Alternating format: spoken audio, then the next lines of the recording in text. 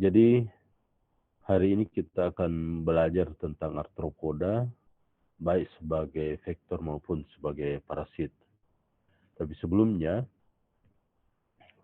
kita harus tahu dulu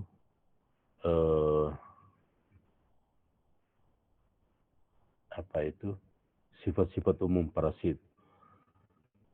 Jadi biasanya kalau ini tropis atau BMD ini. Tapi dok, tropis dok. Oke. Berarti sudah pernah saya kasih kuliah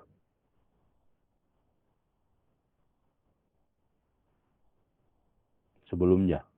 Pernah saya kasih kuliah di BMD atau bagaimana?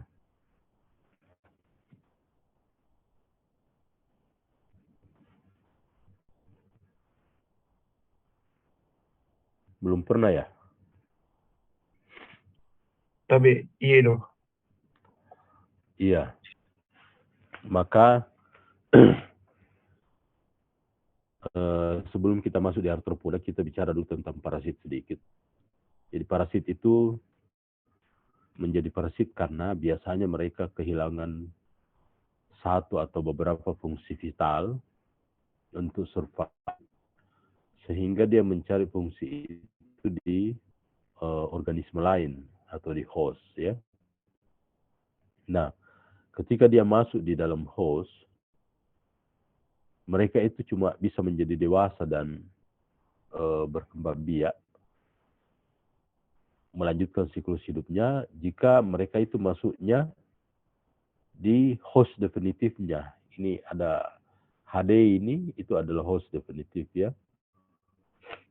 Kemudian, walaupun mereka masuk di host definitif,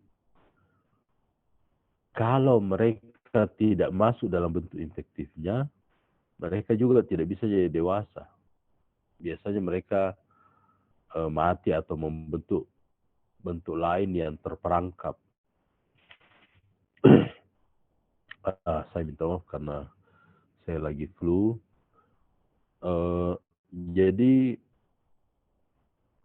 untuk bisa berkembang biak, mereka harus masuk dalam tubuh host dan bentuk masuknya itu, stadiumnya masuk dalam tubuh host itu harus stadium infektif. Kenapa begitu? Karena stadium itulah, jadi pertama karena mereka itu sudah beradaptasi dalam host definitif. Yang kedua, karena stadium infektif itulah yang mempunyai kecocokan fisiologis dengan hostnya. Jadi kalau dia masuk dalam bentuk bukan stadium infektif, biasanya mereka mati. Contoh yang bagus, pada cacing, kalau cacing binatang masuk ke manusia, itu kan bukan hostnya. Maka cacing itu nantinya tidak bisa dewasa dan berkembang biak. Biasanya masuk saja, terus tumbuh, terus mati karena ada respon imun yang tidak bisa dia tolerir. Sementara kalau cacing itu adalah cacing manusia, cacing dan tubuh hostnya itu sudah melakukan negosiasi dalam perjalanan evolusi mereka, sehingga mereka itu tidak 100% ditolak oleh sistem imun. Mereka mengembangkan sistem juga yang membuat sistem imun itu tidak membuat mati mereka. Jadi itu harus host definitif. Kemudian ketika mereka masuk, harus juga ada dalam bentuk infektif. Jadi contohnya, kalau cacing itu termakan oleh manusia tapi dalam bentuk cacingnya, maka cacing itu akan mati dalam perut. Tapi kalau dia termakan dalam bentuk telurnya, maka telur itu akan hidup menjadi cacing, menetas menjadi cacing, baru berkembang biak. Justru kalau dia sudah cacing baru dimakan, kalau dia masuk mati langsung. Jadi itu yang saya maksud. Yang pertama harus host definitif. Yang kedua adalah harus bentuk infektif. Nah, parasit itu ada dua macam. Ada yang endoparasit, jadi sebagian dari siklus hidupnya atau seluruhnya itu masuk ke dalam tubuh host. Dan yang kedua adalah ektoparasit, di mana siklus hidupnya itu tidak masuk ke dalam tubuh host. Jadi biasanya mereka datang ke host itu untuk makan saja. Ya. Jadi dalam keadaan seperti ini, ya dia tidak memerlukan bentuk efektif. Karena dia hidupnya dengan hostnya terpisah. Cuma dia datang ke manusia karena membutuhkan sesuatu. Jadi misalnya kalau nyamuk itu dia membutuhkan kita punya darah. Dan datang makan. Tetapi apakah dia perlu bentuk efektif? Tidak perlu. Karena bentuk efektif adalah bentuk yang membuat mereka bisa bertahan dalam tubuh manusia, kemudian bisa berkembang biak. Kalau nyamuk misalnya mengisap darah kambing, ya dia tetap bisa berkembang biak. Yang tidak bisa berkembang biak adalah kalau nyamuk itu membawa parasit, ya, membawa parasit, dan parasitnya belum mencapai bentuk infektif dalam tubuh nyamuk. Sebentar nanti ada kita bahas itu. Kalau parasitnya belum mencapai bentuk infektif dalam tubuh nyamuk, maka tidak masuk juga ke dalam tubuh manusia. Oke, nanti itu sebentar ada. Nah, coba kita lihat ini. Ini adalah hubungan antara vektor dengan hostnya. Jadi yang segi 4 biru ini adalah host definitifnya. Segi 4 kuning adalah host yang aksidental. Jadi misalnya binatang ya, atau ya macam-macam. Pokoknya bukan manusia, bukan host definitif. Kemudian yang segi 4 coklat ini adalah host intermediate. Host intermediate itu ya host-host perantara. Nah, yang bundar ini adalah siklus hidup parasitnya. Jadi tadi yang saya bilang, kalau dia masuk ke dalam tubuh manusia, kalau dia bisa melanjutkan hidupnya, menghasilkan keturunan, maka siklusnya ini akan berlanjut. Tetapi dengan syarat bahwa yang dia masuk itu adalah host definitif dan dia masuk dalam bentuk efektif. Kalau dia masuk ke sini dan bukan parasitnya manusia, mati di manusia. Misalnya dia parasitnya hewan, tapi secara tidak sengaja masuk ke manusia, maka dia akan mati di sini. Tidak terbentuk tidak ada reproduksi, tidak ada replikasi dari parasit. Nah, di mana tempatnya ektoparasit? Ektoparasit itu adalah yang tidak masuk ini. Jadi ektoparasit itu bisa bertindak sebagai hospes intermediate untuk kuman lain, tapi juga bisa cuma datang di permukaan tubuh host dan makan, tapi tidak perlu masuk. Jadi ektoparasit itu bisa ada di sini antara intermediate host ya dan lain-lain. Kita lihat ya. Nah, mari kita masuk ke ektoparasitnya. Nah, ini ektoparasit.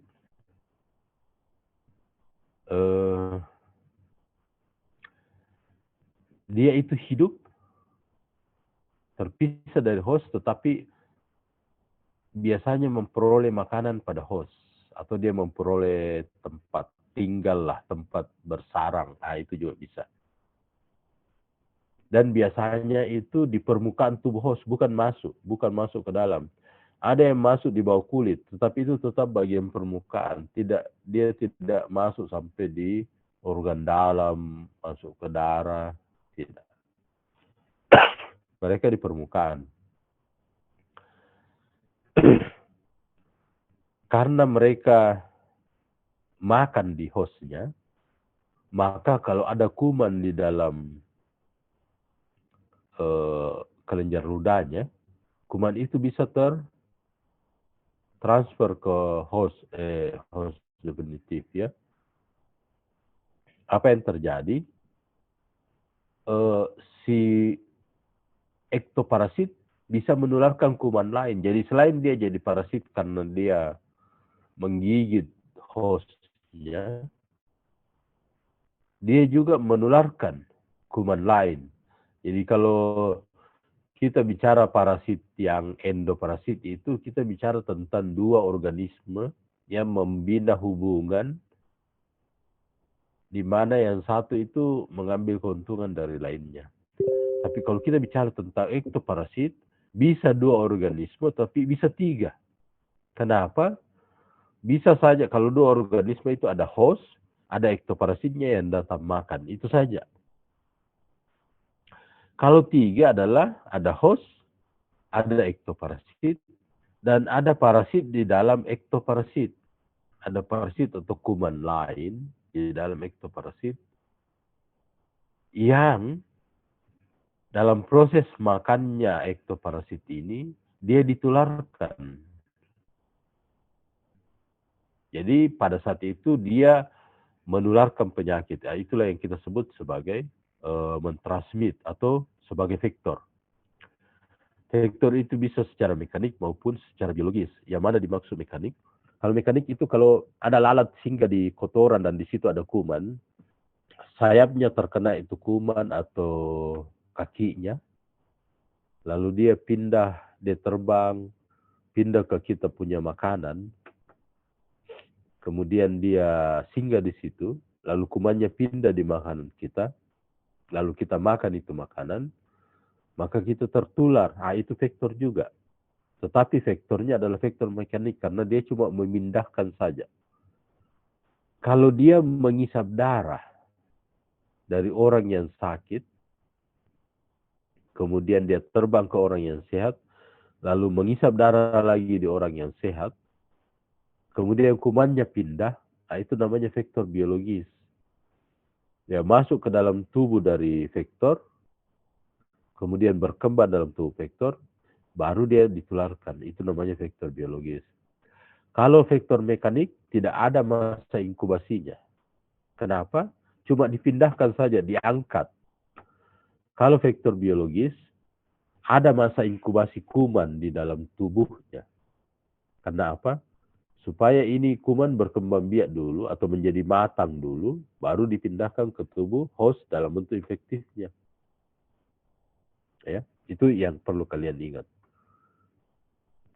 Kemudian ada ektoparasit yang bukan makan, tetapi menyebabkan keracunan atau sengatan yang menyakitkan, ataupun gangguan bagi manusia, maka mereka digolongkan sebagai parasit juga. Karena menyebabkan ketidakenakan pada manusia. Nah,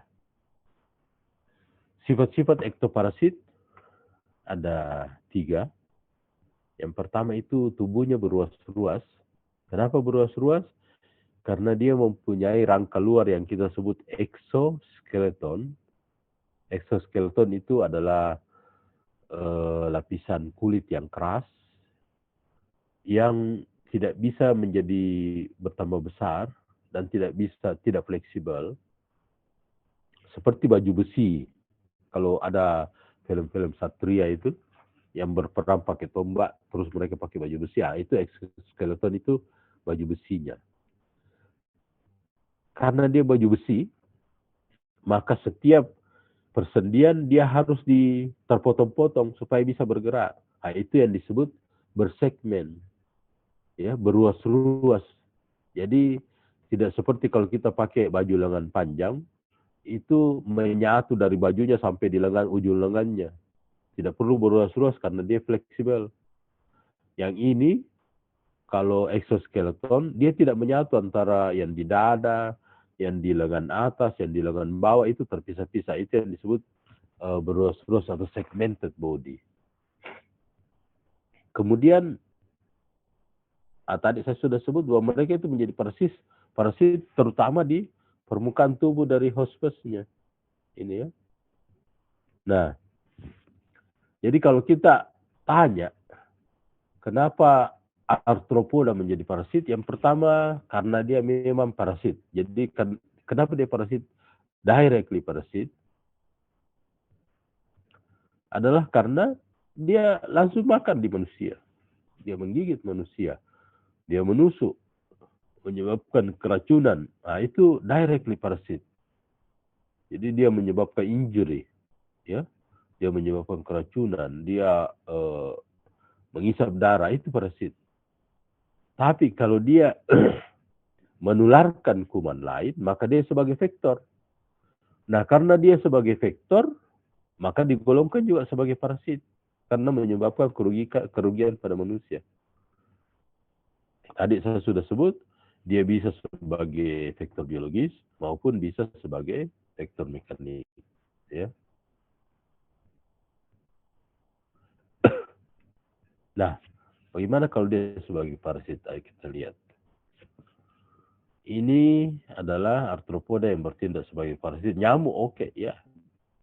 Lalat, beberapa golongan lalat yang mengisap darah. Itu parasit, memang mengisap darah. Ada kutu. Ini yang di bawah sekali ini, ada kutu ini. Kutu ini yang tiga terakhir. Itu mengisap darah. Ada juga yang menyebabkan gatal, ya, yang paling terakhir ini Sarcoptes KB. Maka mereka itu dianggap parasit karena gangguannya langsung ke manusia. Ada juga yang, ya, kalau tadi yang mengisap darah, ini yang membuat gangguan. CMAX, dia kutu busuk itu, kita punya pantat bentol-bentol kalau kita duduk di dulu waktu masih belum zaman digital. Orang kalau pergi nonton di bioskop itu di kursi rotan, pulangnya itu, wah, pantatnya bentol-bentol karena ada kutu busuknya. Kemudian ada kutu kepala yang menyebabkan gatal atau kutu badan, ya.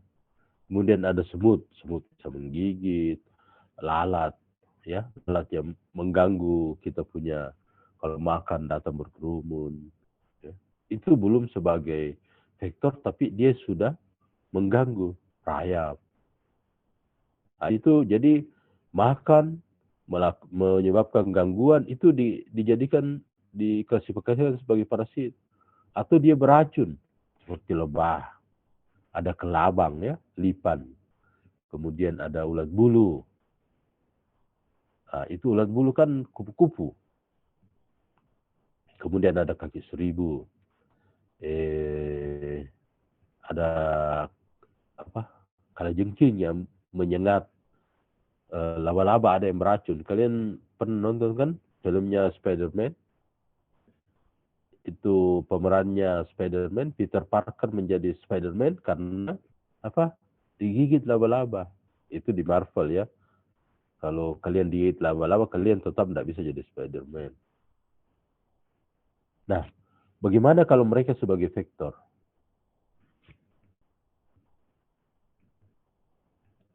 Nah, ini kita lihat penyakit itu menular dari manusia yang sehat, jadi sini sumber infeksi ke dari orang yang sakit ke orang yang sehat, susceptible person. Nah, macam-macam jalurnya, bisa saluran cerna, bisa lewat darah, bisa lewat kontak langsung, ya, bisa lewat genital, bisa lewat mulut. Kalau mereka keluar dari tubuh manusia, ada parasit atau kuman yang pindah ke manusia lain secara melalui alam saja. Jadi lewat air, lewat tanah, lewat makanan. Ada yang kontak langsung atau kongenital, jadi kontak antara ibu dan anak waktu dilahirkan. Jadi pindah kumannya, ya. Ada juga yang dibawa oleh binatang. Ini paling atas. Ini dibawa oleh binatang. Arthropoda termasuk binatang. Nah, kalau binatang besar yang bawa, ini ada saya kasih panah hijau ke bawah. Misalnya sapi atau babi yang bawa, maka itu sifat menularkannya pasif. Nanti manusia yang makan sapinya atau makan babinya, baru pindah itu kuman. Nah, itu pasif dia menularkan. Sementara kalau arthropoda, itu umumnya aktif. Kenapa? Karena bukan kita yang pergi makan arthropoda, mereka yang pergi makan kita. Mereka datang cari-cari manusia, lalu makan di manusia. Nah, itu pindah kumannya. Maka dia disebut vektor aktif. Secara aktif menularkan, maka dia disebut vektor. Kalau dia aktif menularkan, maka dia disebut vektor. Kalau dia pasif, dia cuma disebut host intermediate. Ya. Nah, serangga apa saja yang bertindak sebagai vektor? Oh, macam-macam, banyak. Ada nyamuk, ya. Ini yang paling terkenal. Ada menularkan malaria, menularkan AED, menularkan DBD, kaki gajah, radang otak, ya. Kemudian ada juga golongan lalat.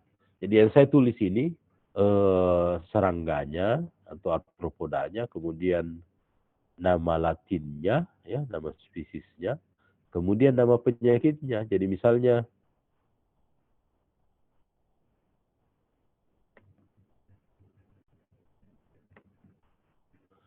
misalnya kalian lihat nyamuk, nama spesies atau nama latinnya adalah nyamuk Anopheles. Dia menyebabkan malaria, nama penyakitnya, dan apa yang dia tularkan? Plasmodium, nama kumannya yang dia tularkan. Demikian juga misalnya lalat rumah. Ya. Ada beberapa nama latinnya, itu misalnya Musca domestica. Kalau dia ini,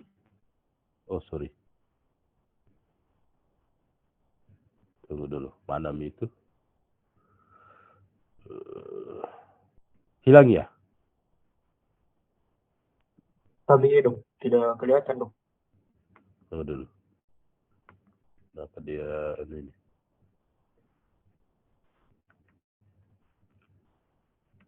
Oke, kelihatan kan?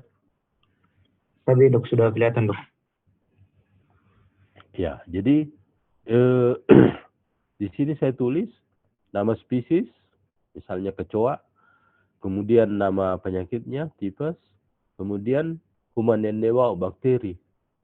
Kalau penyakitnya diare, ya, dia bisa bawa bakteri, dia bisa disebabkan oleh protozoa. Ada beberapa lain seperti sunfly, blackfly, ini nama spesiesnya. Kemudian ini nama penyakitnya ada kala asar, ya, oriental sore, kuman, luka pada mukosa dan alat dalam, macam-macam ya. Jadi kalian baca ini. Kemudian kenapa dia menjadikan kita sebagai makanannya? Karena kita adalah bagian dari siklus hidupnya.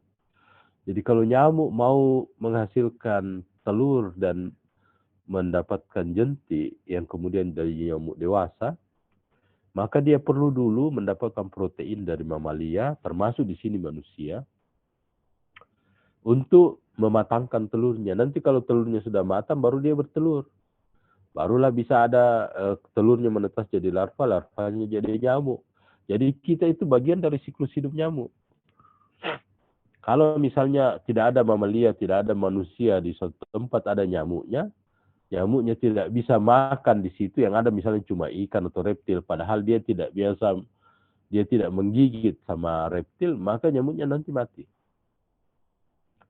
Kalau ada kuman di dalam tubuh nyamuk, manusianya tidak ada, mamalia lain tidak ada, maka kumannya nanti mati ikut dengan nyamuknya. Jadi kalau misalnya ada malaria di suatu pulau, katakanlah pulaunya kecil, ada 40 kakak. Nah, kalau 40 kakak itu di nyamuk itu kan ada malarianya. Misalnya ya. Kalau 40 kakak ini diobati secara lengkap, tapi tetap tinggal di situ. Sebentar ya, malaria yang dinyamuk akan pindah lagi ke manusianya. Jadi tertular lagi. Tapi kalau manusia ini diobati dan dipindahkan, jadi diungsikan dulu misalnya sebulan sampai 2 bulan ke pulau lain, maka nyamuk yang ada di situ yang ada kumannya nanti akan mati sendiri, ya. Mati sendiri kenapa? Karena satu, memang umur nyamuk itu cuma 2 minggu sampai 1 bulan. Pada saat mereka mati, kuman ikut mati. Karena tidak ada yang manusia yang digigit, berarti tidak ada kuman yang bisa melanjutkan siklus hidupnya, karena dia harus lewat manusia. Kalau dia sudah mati di nyamuk, dia tidak bisa pindah ke nyamuk lain. Walaupun nyamuk itu misalnya bertelur, misalnya dia dapat darah dari kambing, tapi manusianya sudah dipindah, dia dapat darah dari kambing. Setelah itu dia bisa bertelur, tapi kuman malarianya tidak pindah ke telurnya. Ya, jadi nanti anaknya itu tidak ada kuman. Kalau nyamuk yang sudah ada kumannya ini mati pada akhirnya setelah 2 minggu atau 3 minggu, maka semua nyamuk baru, anaknya nyamuk itu tidak mengandung kuman lagi. Ini khusus kalau parasit, ya. Dan kalau manusianya, ini 40 kakak kembali ke pulau itu setelah 1 bulan misalnya, biar mereka digigit nyamuk tidak kena malaria lagi. Kenapa? Nyamuknya sudah mati dan membawa mati kumannya, kuman malarianya. Nah, ya. Ini juga kalian perlu lihat sebentar, ada ya. Nanti kita bicara ini. Nah,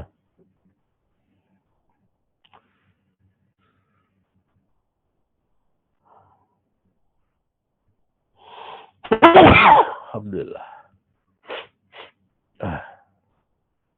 Nah, bagaimana arthropoda itu menularkan? Kita ambil contoh nyamuk, ya. Bagaimana dia menularkan penyakit? Anda lihat baik-baik. Ini adalah potongan melintan daripada mulut nyamuk. Ada macam-macam ternyata pisau di dalam mulutnya itu. Bahkan ada yang berbentuk seperti tombak yang bergerigi. Itu dipakai untuk menusuk dan mendorong pisau lainnya untuk masuk. Jadi kalau ini yang berbentuk tombak itu dipakai semacam jangkar, dipakai untuk mendorong masuk. Kemudian nanti yang berbentuk saluran ini masuk ke dalam dan menembus pembuluh darah atau menyebabkan kerusakan sehingga keluar itu sel-sel darah, itu yang dia isap masuk melalui salurannya. Kalau kita lihat di sini, ini potongannya, ya. Jadi ada 2 saluran, satu saluran untuk mengisap darah, yang biru ini saluran untuk mengeluarkan liur. Nah, kuman itu biasanya ada di liurnya. Jadi kalau nyamuk belum pernah mengisap darah dari orang yang sakit, maka liurnya itu bersih, tidak ada kumannya. Nanti dia mengisap darah, baru masuk itu kuman bersama-sama dengan darah. Tetapi waktu dia masuk, ini, ya, ini dia masuk di sini, sampai di usus, itu tidak semua kuman bisa lewat. Kalau kuman malaria cuma bisa lewat kalau nyamuknya nyamuk Anopheles. Kalau kuman DBD cuma bisa lewat kalau nyamuknya nyamuk Aedes. Jadi kalau nyamuk malaria mengisap orang DBD, tidak pindah virusnya. Kalau nyamuk DBD yang mengisap orang malaria, tidak pindah parasitnya, mati di dalam perutnya. Karena apa? Belum beradaptasi, jadi bukan host-nya. Makanya tadi di awal kita bilang harus hostnya, harus host definitifnya. Atau kalau dia menularkan, dia host intermediate. Nah, untuk pindah dari perut ke dalam kelenjar ludah, itu butuh waktu. Itu yang kita sebut masa inkubasi pada nyamuk. Masa inkubasi itu kalau pada serangganya disebut masa inkubasi ekstrinsik. Kalau pada manusianya disebut masa inkubasi intrinsik. Ya. Jadi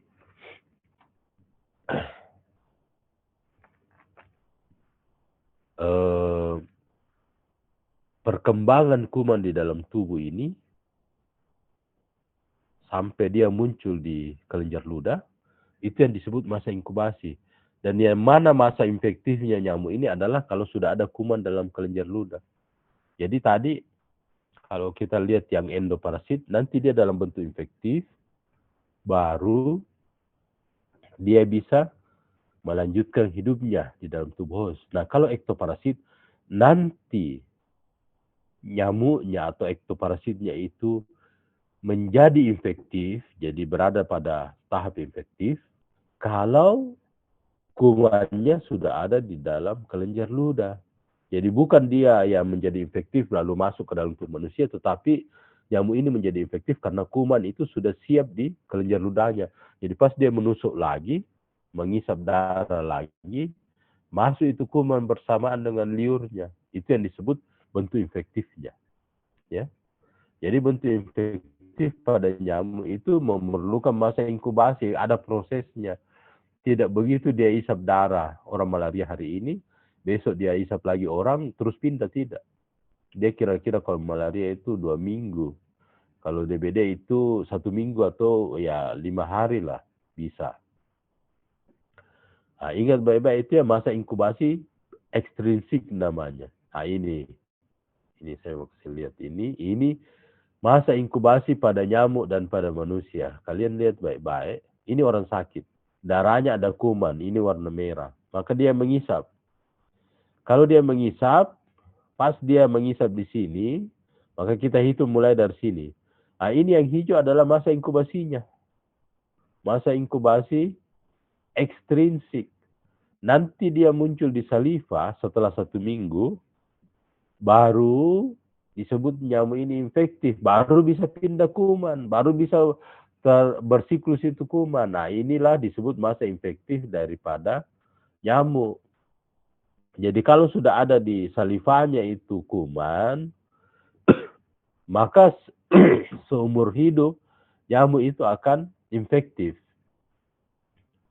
Tidak dibilang dia buang, dia mengeluarkan ludahnya lalu habis kuman, tidak, masih ada di dalam situ, tidak semua keluar ya. Nah, untungnya umurnya nyamuk misalnya itu cuma 2 minggu sampai 1 bulan, ya setelah itu dia mati. Setelah mati ya tidak bisa lagi menularkan.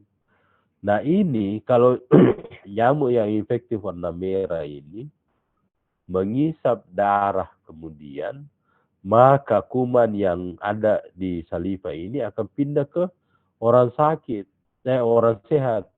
Nah, ini orang sehat, kalau dia masih sehat warna hijau. Hijau itu berarti kuman belum muncul di darah dalam kalau diperiksa tetap negatif. Nanti setelah lewat masa inkubasi juga dalam manusia, maka kumannya banyak. Kalau diperiksa sudah positif. Nah, itu namanya masa inkubasi. Masa inkubasi mulai dari masuk kuman sampai dia cukup banyak untuk menyebabkan gejala klinik. Ya, itu disebut masa inkubasi intrinsik. Kalau pada nyamuk namanya masa inkubasi ekstrinsik. Oke, jadi siklus itu berlanjut dengan melalui 2 masa inkubasi pada manusia dan pada binatang. Nah, ini tadi yang saya cerita. Jadi, di sini ada masa inkubasi. Kalau nyamuk ini kuman ya, masuk ke nyamuk, dia ada masa inkubasi dulu baru dia menggigit. Ya, tidak usah ini karena tadi lebih jelas, yang ini lebih jelas penjelasannya. Oke. Kemudian bagaimana manajemennya untuk penyakit-penyakit karena arthropoda. Kita lihat baik-baik. Kalau ada orang sakit di sini, kemudian ada orang sehat, ada 5 tempat di mana kita bisa memotong perpindahan kuman. Yang pertama adalah mematikan kuman di dalam tubuh orang sakit. Bagaimana cara mematikannya? Memberi obat, kasih antibiotik, kasih antiparasit. Tapi bagaimana kita bisa memberi antibiotik atau antiparasit? Ya diagnosis dulu. Maka diagnosis dan terapi itu menjadi bagian penting dalam pengobatan, karena itu adalah fase pertama, titik pertama di mana kita bisa mencegah kuman pindah. Yang kedua, kalau tidak ada obatnya atau kita tidak bisa diagnosis, tapi kita tahu oh kemungkinan ya ada kumannya, maka kita mencegah kuman itu keluar. Nah, ini dipasang garis di sini, jangan keluar. Bagaimana caranya? Ya diisolasi pasiennya. Makanya itu kalau COVID diisolasi, kalau TBC diisolasi. Sayangnya kita di Indonesia kalau malaria belum diisolasi itu pasien. Harusnya kan dikasih kelambu supaya tidak digigit nyamuk. Oke, kalau tidak diisolasi, tidak boleh pindah. Nah, cara pindahnya itu yang diintervensi. Jadi misalnya kalau dia lewat nyamuk, kita lakukan pembasmian nyamuk, maka malaria tidak pindah, maka DBD tidak pindah kalau kita melakukan vektor kontrol. Kalau ternyata vektor kontrol tidak dilakukan, jadi ini sekarang ada orang sehat, dia mau datang ke daerah endemik malaria. Di tempat itu nyamuk banyak, tidak vektor kontrol tidak berjalan dengan baik. Maka bukan orang sakitnya yang diisolasi, tetapi orang sehatnya ini yang diisolasi secara fleksibel. Jadi maksudnya dia harus menggunakan personal protection untuk mengkarantina dirinya dari gigitan nyamuk. Jadi dia pakai lengan panjang, atau dia kalau kebetulan urusannya tidak masuk-masuk ke pedalaman, ya dia tinggal di kota yang ada AC-nya, tertutup kamarnya, itu tidak apa-apa. Kalau dia pergi ke pedalaman, dia harus pakai lengan panjang, dia harus pakai baju yang tertutup, dia harus pakai autan misalnya. Nah, itu personal protection. Kalau itu pun tidak dia lakukan, maka dia mungkin kena penyakit. Kecuali dia pernah divaksinasi. Jadi ada memang obat ditaruh di dalam tubuhnya ini. Ini yang kelima ya. Ada memang obat ditaruh dalam tubuh, baru kena penyakit, maka obat itu langsung bereaksi. Ya, itu bekerjanya vaksinasi. Membuat antibodi dalam tubuh, jadi waktu kita diserang kuman, maka kumannya langsung dimatikan. Nah, itu 5 titik di mana kita bisa mencegah perpindahan penyakit. 1, membunuh kuman di orang sakit. 2, menghalangi kuman keluar dari orang sakit. 3, menghalangi kuman pindah dari orang sakit ke orang sehat melalui medianya.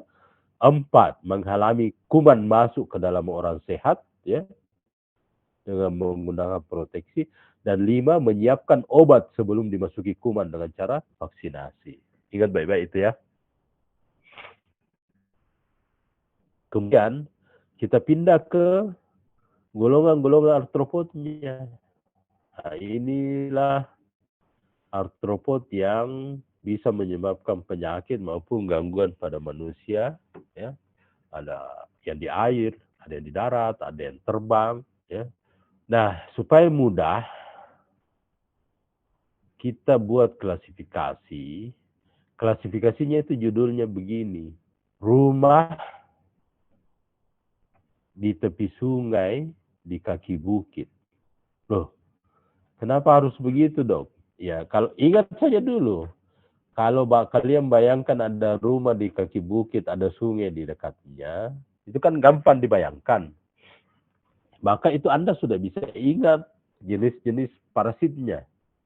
Karena apa? Karena di sungainya ada parasit yang hidup selalu di air, namanya crustacea.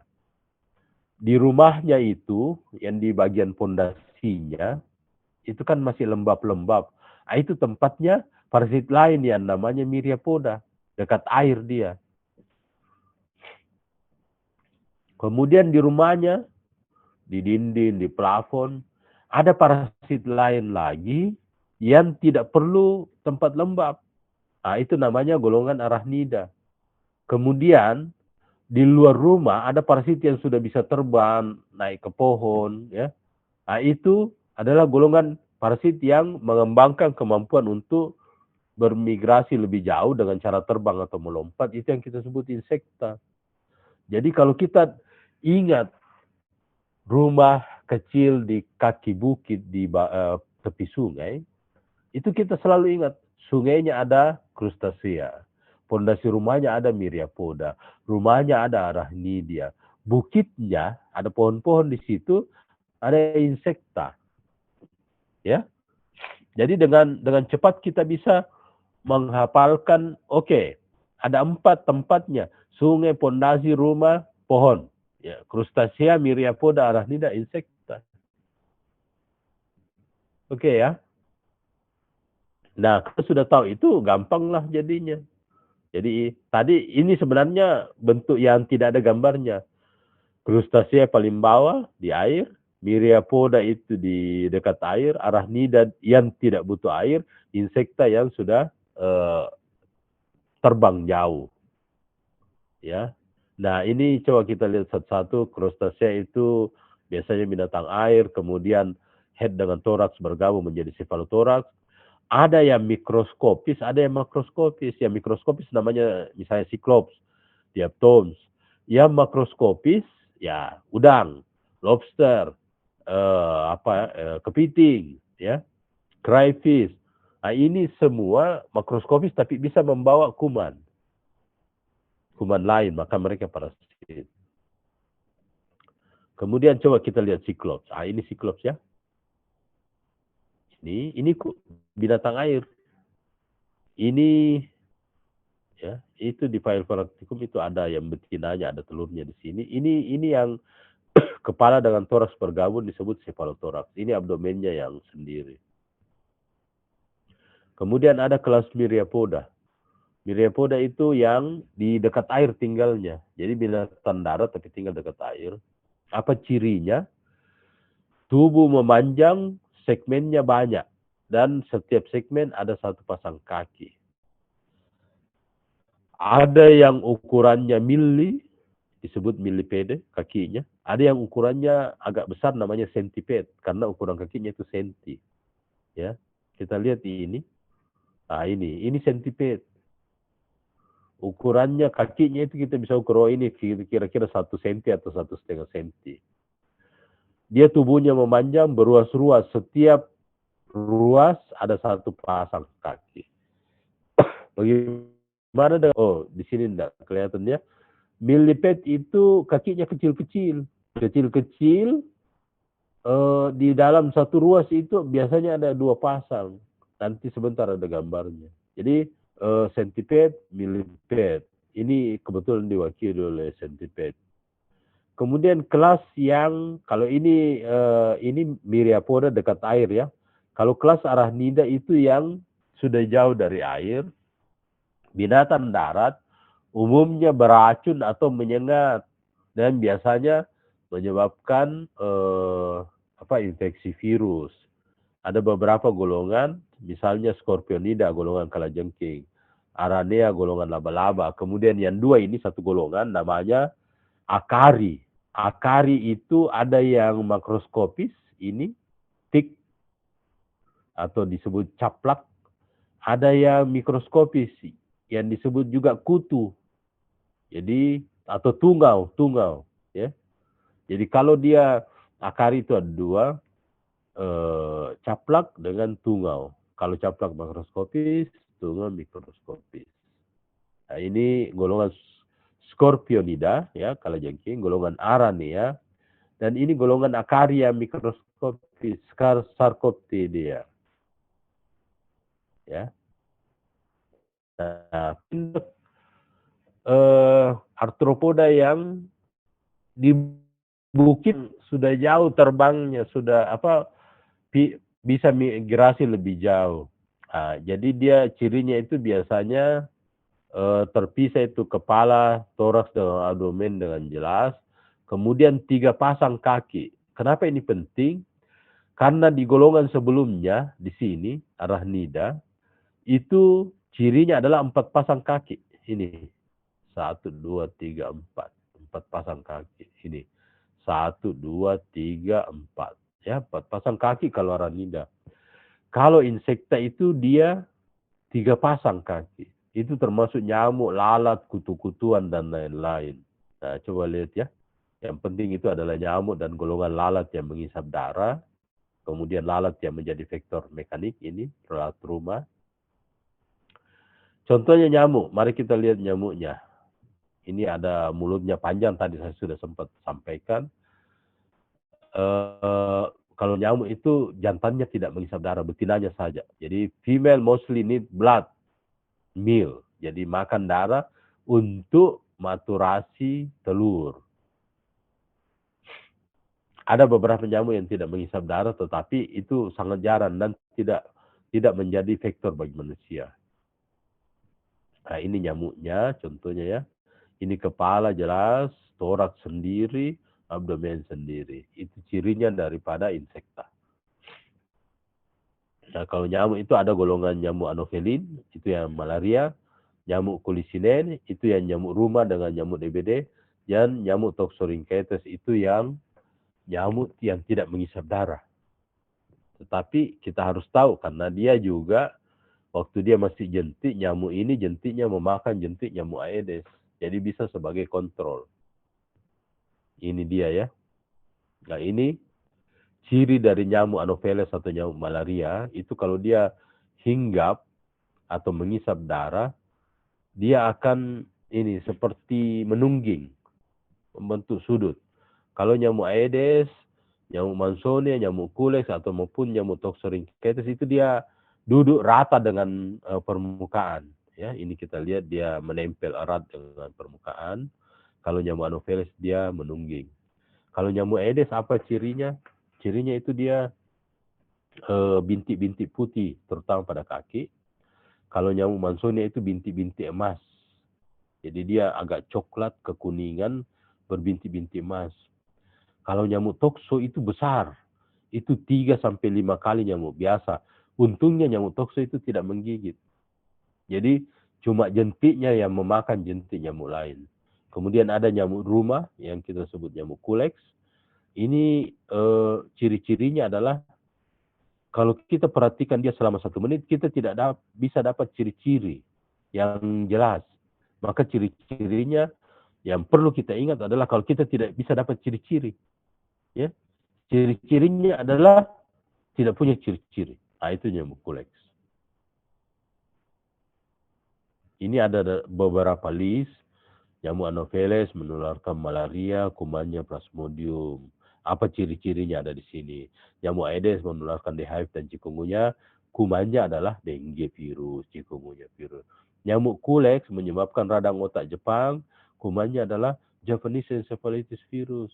Nyamuk Mansonia menyebabkan kaki gajah. Kumannya adalah cacing, Musirera bancrofti, Brugia malai. Bagaimana ciri-cirinya? Silakan baca di sini ya. Kemudian ada yang perlu kita tahu juga, kebiasaan menggigit dari nyamuk. Ini terutama kita bicara nyamuk karena yang paling banyak menularkan penyakit arthropod bone disease itu adalah nyamuk. Jadi ada nyamuk yang cuma menghisap darah hewan. Ada nyamuk yang cuma menghisap darah manusia. Ada yang dua-duanya. Jadi kalau dia menghisap hewan maupun manusia, kita sebut zooanthropophilik. Kalau dia hewan saja zoofilik, kalau dia manusia saja anthropophilik. Cuma sedikit nyamuk yang sifatnya anthropophilik murni. Anthropophilik murni itu sedikit saja. Yang banyak itu adalah zooanthropophilik. Kenapa? Karena kalau ada binatang ya dia hisap juga. Nah, ada nyamuk yang biasanya cuma menggigit di luar rumah, maka disebut outdoor biter. Ada nyamuk yang menggigit dalam rumah, namanya indoor biter. Ada yang maghrib-maghrib menggigit, tapi tengah malam tidak ada lagi, namanya early night biter. Ada juga yang nanti tengah malam baru datang, maghrib tidak ada, namanya midnight biter. Nah, kalau kita mau melakukan pencegahan penyakit menular, itu kita ingat yang tadi ada 5 ya. Ada 5, mulai dari memberikan obat di dalam tubuh, menghalangi kuman keluar, menghalangi kuman masuk, dan menyiapkan kuman di dalam, serta membunuh vektornya, dalam hal ini nyamuk. Nah, inilah yang kita lakukan. Oh, yang midnight biter kita kasih ke lampu karena pas orang tidur dia datang. Oh, kalau early night biter kita harus pakai autan karena pas kita masih nonton TV dia datang.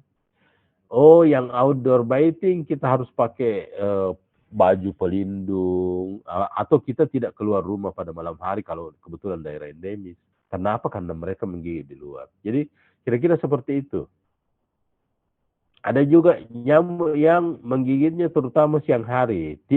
Tidak selalu berarti malam hari dia tidak menggigit. Ada gigitannya juga, tetapi lebih banyak siang hari. Jadi pagi menggigit, terus siang sudah kurang, nanti sore lagi menggigit. Tapi itu kalau di luar ruangan. Kalau dalam ruangan, ya rata menggigitnya. Mulai dari pagi sampai sore itu karena tidak terpengaruh oleh cahaya. Dan mereka menghindari cahaya yang terlalu keras, panas ya. Sehingga mereka itu carinya pagi dengan sore. Ada juga nyamuk yang menggigit malam. Ada yang maghrib banyak, terus tengah malam sudah berkurang. Ada yang maghrib sedikit, nanti tengah malam baru naik. Ya, ini yang nyamuk-nyamuk yang night biter ya. Nah, kemudian kita lihat contoh-contoh untuk praktikum. Jadi misalnya krustasea. Ini krustasea ya, ingat ya krustasea sungai. Sungai itu berarti di air. Nah, ini dia yang tadi saya sudah kasih lihat. Ini yang betinanya ada telurnya kelihatan ya. Kemudian ini ada gambar saya foto dari buku.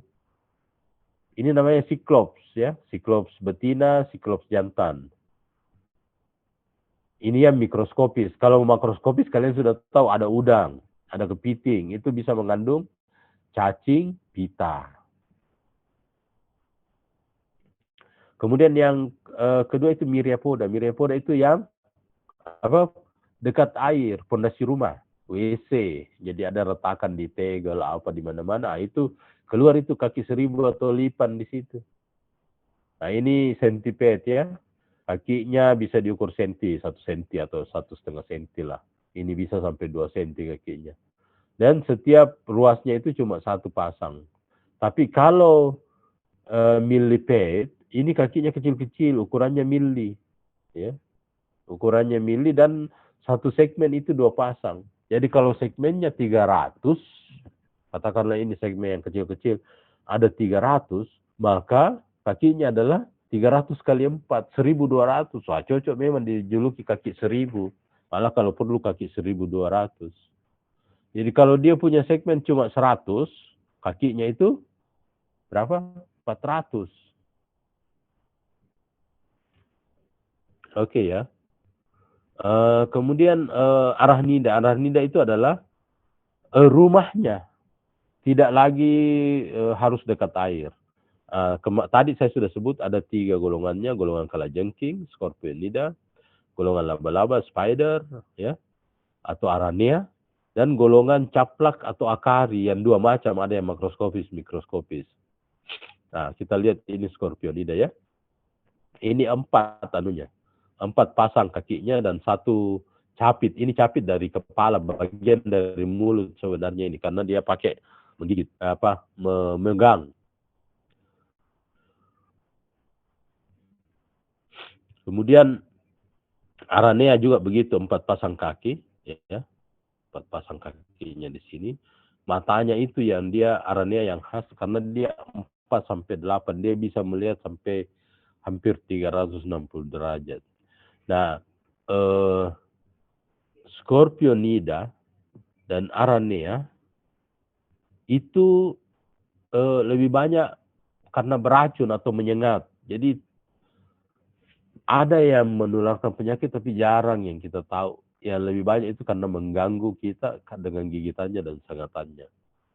Nah, kalau caplak selain mengganggu, ini golongan akari ya. Golongan akari itu, ini saya belum tulis golongan akari. Golongan akari itu, ini semua yang berwarna ini makroskopis, jadi bisa dilihat mata telanjang. Semua yang putih ini mikroskopis. Inilah yang putih ini yang disebut tungau. Mikroskopis dia tidak kelihatan. Kalau ini yang berwarna ini disebut caplak. Ini yang caplak ini menghisap darah. Kalau yang tungo ini apa ya? Tinggal di kulit. Jadi ada yang membuat terowongan di kulit, ya. Ada yang tinggal di sela-sela kulit ari. Jadi ada yang namanya kutu debu, ada yang kutu apa lagi nih? Kutu kudis, skabies.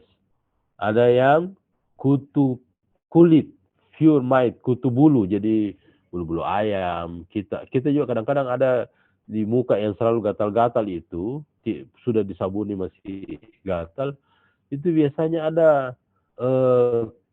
anunya, caplak, bukan caplak, tungaunya yang sangat mikroskopis dan dia berada di sela-sela kulit ari. Kemudian ini yang golongan caplak, ini yang isodoidea, ini yang menghisap darah, ya.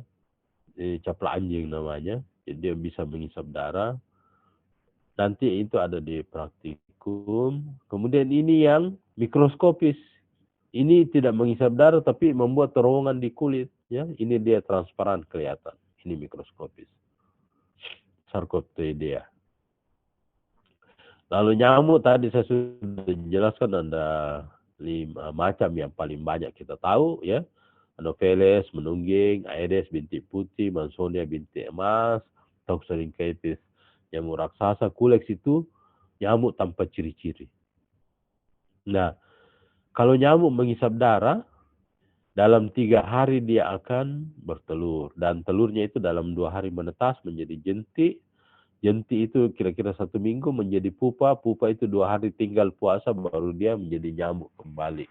Nah, untuk membuat telurnya dia butuh darah. Disitulah kita berkontak antara nyamuk dan manusia. Ketika nyamuk sudah mau bertelur, dia cari darah.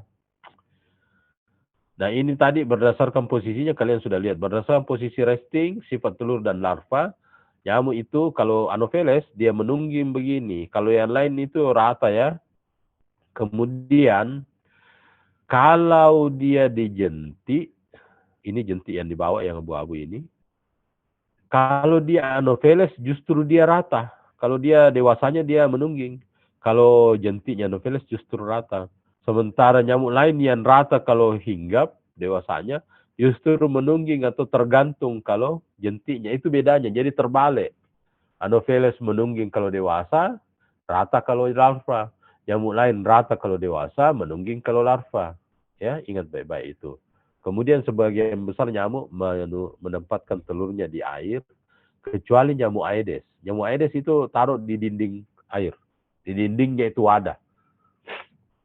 Jadi masih basah-basah situ dia taruh.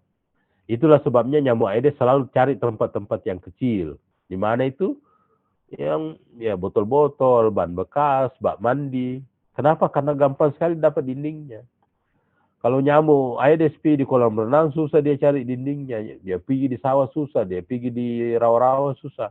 Tapi kalau di tempat-tempat yang banyak artificial container gampang.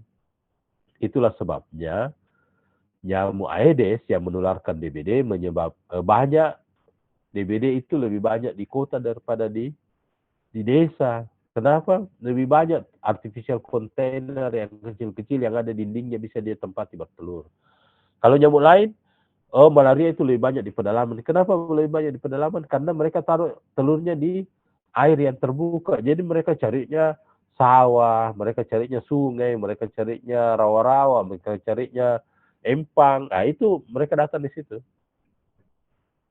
Bukan malaria dengan DBD bermusuhan sehingga kalau ada malaria tidak DBD, ada DBD tidak ada malaria, tidak. Jadi nyamuknya yang mempunyai kebiasaan yang berbeda. Nah, ini ada beberapa nyamuk yang ini tadi saya sudah sebut, ya. Anopheles ini nyamuk malaria, menungging. Ini nyamuk Aedes, ya, bintik-bintik putih. Nyamuk Culex, tidak ada ciri-cirinya. Warnanya datar-datar saja. Nyamuk Mansonia ini bintik-bintik emas, ya. Kemudian ada juga namanya nyamuk Armigerus, ini nyamuk kebun. Mirip nyamuk Aedes tapi 2 kali lipat besarnya. Gigitannya sakit, cuma belum diketahui membawa penyakit apa. Ada beberapa nyamuk yang cukup cantik, kuning semua warnanya. Ini membawa virus, ya, ada di Makassar ini. Kemudian ini ciri-ciri tadi saya sudah jelaskan, kalau telurnya bagaimana, larvanya itu bagaimana, yang mana rata, mana menungging, dewasanya bagaimana, silakan dibaca. Ini telurnya ya. Kalau nyamuk Anopheles, telurnya dia terpisah-pisah, kemudian ada pelampungnya di kiri kanan ini, pelampung ini, yang ini pelampungnya. Kalau telur kuleks, dia berdempet-dempetan sehingga dia membentuk seperti rakit.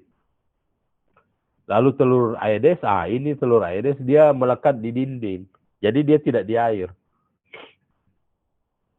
Kalau telur Mansonia sama dengan Aedes, tetapi dia tetap di air. Kalau ini cuma dia taruhnya di apa ini? Di bawahnya itu daun-daunnya, daun-daun tanaman air, dia taruh di bawah daunnya. Jadi di air, tapi dia kasih melengket di daun. Jadi susah dicari. Ini jentik daripada nyamuk Anopheles, nyamuk malaria ya. Kalau kalian lihat di sini, dia lurus-lurus saja, seperti ini lurus. Tidak ada tabung pernapasan yang keluar ke sini. Itu sebabnya nyamuk malaria atau Anopheles, kalau dia di air itu dia rata, dia angkat semua tubuhnya supaya bisa bernapas. Kalau nyamuk lain, coba kalian lihat larva nyamuk lain. Ini larva kuleks, ada tabung pernapasannya. Inilah yang dia sorong ke permukaan, baru tubuhnya menggantung. Itu nyamuk kuleks begitu. Nyamuk kuleks ini ya, namanya sifon, tabung pernapasannya. Kemudian nyamuk Aedes juga begitu, ada sifonnya. Dia pakai menggantung ini. Kalau Anopheles tadi tidak ada, makanya Anopheles itu rata di permukaan untuk bisa bernafas. Kemudian ini juga sifonnya Aedes. Itu bedanya dengan Anopheles. Kalau Aedes gemuk pendek, kalau kuleks itu panjang dan lebih kurus. Ya, ini Aedes. Ini gemuk pendek dia sifonnya. Kemudian kalau mau bedakan yang mana Aegypti, mana Albopictus, nanti di praktikum ini kita lihat dari duri-duri di bawahnya sifon. Kalau dia bercabang 3 itu berarti Aedes aegypti. Kalau dia cuma bercabang 1 atau 2 berarti dia Aedes albopictus. Ini bentuk pupa yang ya, yang sudah puasa.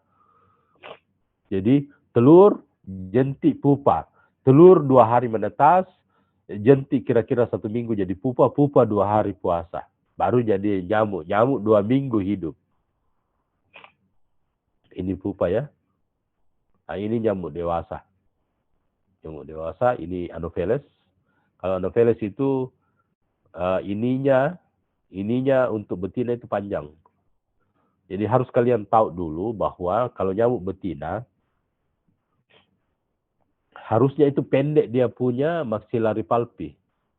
Nyamuk betina, kecuali Anopheles saja. Khusus nyamuk malaria panjang maxillary palpinya. Bagaimana tahu dia nyamuk betina?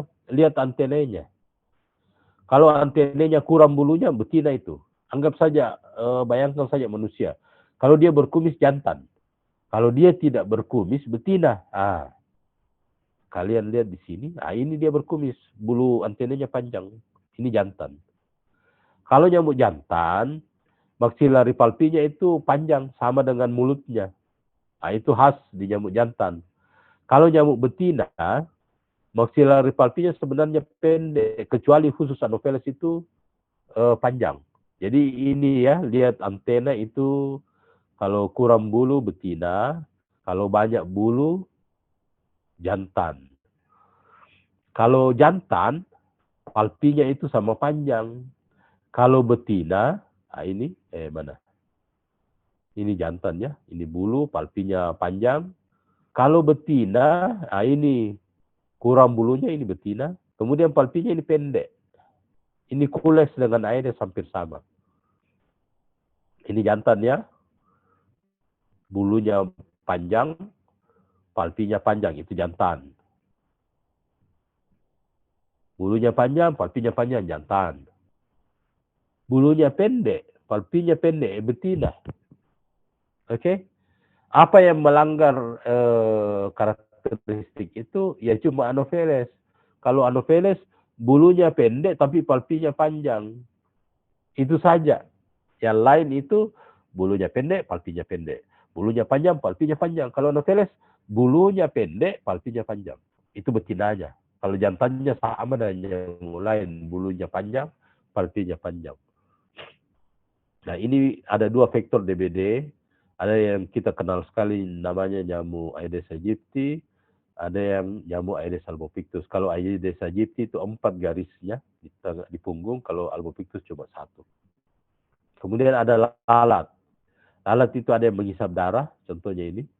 Lalat hitam, ya, mengisap darah. Itu menularkan virus. Nah, ini jentiknya dia, jentiknya. Kemudian ada juga lalat yang tidak mengisap darah, namanya Chironomid, tapi dia mirip nyamuk. Makanya dia dipelajari juga supaya kita tidak salah kaprah. Dia ini mirip nyamuk, tetapi tidak ada mulutnya yang panjang mengisap darah. Jadi dia itu cuma ini mulutnya cuma pendek saja. Dia makannya bukan darah. Kemudian ada lalat yang mengisap darah ini. Ini juga lalat mengisap darah. Yang besar-besar ini, ya, biasa disebut lalat kerbau. Ini menularkan penyakit karena dia mengisap darah. Jadi bisa pindah virus. Ada lalat rumah. Lalat rumah itu ada 3 macam. Dan semuanya tidak mengisap darah. Jadi bagaimana caranya dia memindahkan, dia mengisap begitu sambil dia tinggal injak-injak itu kotoran, baru pindah di kita punya makanan, baru pindah itu kuman. Ini ada lalat rumah, kecil-kecil dia. Ini lalat buah yang warna metalik, hijau metalik biasanya. Dan ini lalat daging yang kalau kita taruh daging yang membusuk itu dia selalu datang. Atau di luka itu dia datang. Lalu ada di Afrika namanya lalat tsetse, itu menularkan penyakit tidur. Ya. Ini menularkan penyakit tidur. Jadi ini insek semua ya. Cirinya insek apa? 3 pasang kaki. Ini 1, 2, 3. Kemudian golongan kutu, ada golongan kutu busuk. Ini yang golongan kutu busuk ya. Nah, ini. Ini betinanya, ini jantannya. Nanti di praktikum itu dijelaskan. Ini kalau jantan itu ada kayak cakar di bagian genitalnya, itu untuk pegang betina. Kalau betina ada kantung sperma, itu untuk menyimpan spermanya jantan. Jadi kalau ada kantung sperma betina. Kalau ada genital claw atau cakarnya itu jantan. Nah, ada juga selain kutu busuk, ini kutu binatang, ada beberapa ya. Kita lihatnya dari sini. Dari ininya untuk identifikasi ini. Bagian sisir di belakang dengan sisir depan. Jadi sisir depan namanya genal comb, sisir belakang namanya thoracic comb. Ada yang dua-duanya ada, ini kalian lihat. Ada yang satu saja ada, ini ya. Di depan tidak ada. Ada yang dua-duanya tidak ada. Nah, kalau kita sudah lihat seperti ini, kita bisa identifikasi dengan melihat daftar ini. Oh, ini dua-duanya tidak ada. Ini satu saja, ini dua-duanya ada, tetapi ukuran giginya tidak sama. Yang mana dimaksud ukuran gigi? Ini gigi 1 dan gigi 2 kalau tidak sama panjang, biasanya itu ini gigi 1 dan gigi 2 sama panjang, berarti dari kutu dari kucing. Kalau gigi 1 dan gigi 2 tidak sama panjang, kutu dari anjing. Ya, Anda cuma lihat saja sini giginya. Oh, gigi 1 dan 2 tidak sama panjang, oh dari anjing. Kalau sama panjang, oh kucing. Seperti ini ya. Ini betina, ini ya betina, ini ada kantong spermanya. Ini dua-dua ada ya. Jadi coba lihat di list yang tadi. Ini juga dua-dua ada, tapi ini jantannya. Jantannya ada seperti cakar di belakang, jadi kayak jari. Itu untuk pemegang betina juga. Nah, ini betina lagi. Ini ada kantongnya. Ini kalian lihat gigi 1 dan gigi 2 sama panjang. Nah, berarti itu kutu dari kucing. Nah, ini betina. Ada penyimpanan sperma. Gigi 1 dan gigi 2 sama panjang, berarti dari kucing ya. Kalian lihat lagi ini. Ada seperti cakar di belakang. Itu jantan. Sementara ini ya betina. Ini yang tidak ada di sisir depan dan sisir belakang. Nah, ini biasanya untuk tikus ini. Oke ya. Kemudian kutu manusia ada 3 macam. Ada yang di kepala, ada yang di badan, ada yang di alat kelamin. Jadi yang di kepala dengan di badan itu bentuknya lonjong, yang ke alat kelamin lebih gemuk. Ini telur kutu yang dilekatkan di rambut. Jadi itu juga yang bikin patah-patah rambut karena kutunya setelah menetas tinggal di situ, ya, memotong. Nah, ini yang di kepala, ya, lonjong begini. Ini juga, ini terbalik. Sorry, ini terbalik ini. Yang di kepala biasanya lebih kecil. Yang di badan lebih kecil. Yang di kepala lebih besar. Jadi harusnya ini kutu di badan, ini kutu di kepala. Kepala itu karena dia tersembunyi, makannya enak, dia lebih besar. Ini kalau dia sudah makan, ya. Kemudian ini kutu dari pubis yang bentuknya lebih lebar seperti kepiting. Makanya disebut juga kutu kepiting. Karena bentuknya seperti kepiting, tetapi sebenarnya dia tinggal di rambut-rambut rambut-rambut alat genital. Nah, ini kutu debu yang tadi kita lihat di bagian awal itu di akari. Ini bukan golongan insek, tetapi golongan daripada arachnida. Ini kakinya 4, 1, 2, 3, ada 4 di sini yang kecil ini. Ini, ya. Ini yang kecil, ini 1, 2, 3, 4. Jadi itu cirinya. Bedanya kalau dia insek dengan golongan lain adalah kalau insek 3 pasang. Oke, saya kira cukup sekian. Nanti saya berikan bahannya ini ke ketua kelas atau siapa. Tolong saya ketua kelas WA saja saya nomornya, saya kasih ini saya kasih ini file, ya. Sabi, Dok. Ya, oke. Kemudian untuk praktikumnya sebenarnya ini sudah saya jelaskan karena ini bahan-bahan di praktikum sebenarnya juga. Oke? Sabi, Dok. Ya, oke. Assalamualaikum warahmatullahi wabarakatuh. Waalaikumsalam warahmatullahi wabarakatuh. Terima kasih banyak, Dok. Ya, sama-sama.